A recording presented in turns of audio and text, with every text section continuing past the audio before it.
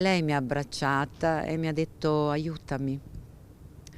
Cioè, chi è mamma può capire, e gli ho detto: "Ma noi siamo qui". In fuga dalla guerra, ma soprattutto in cerca di aiuto sanitario, è la storia di una giovane mamma ucraina, Oksana, e di suo figlio Luca, 2 anni, malato di leucemia, arrivato a Padova dopo un viaggio di 26 ore. Abitavano a Leopoli fino all'inizio della guerra e proprio per la grave malattia il bambino è stato trasferito in Polonia, dove però non erano in grado di assicurargli le cure necessarie.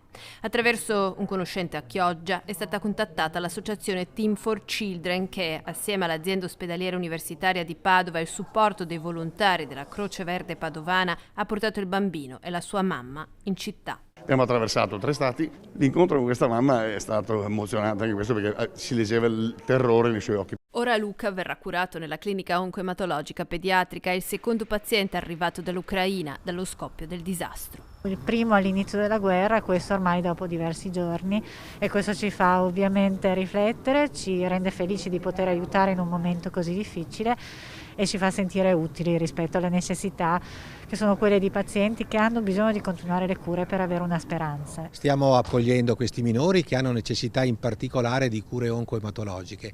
Il nostro reparto è un reparto di assoluta eccellenza, stiamo dando quella che è la risposta migliore a queste persone che hanno queste necessità.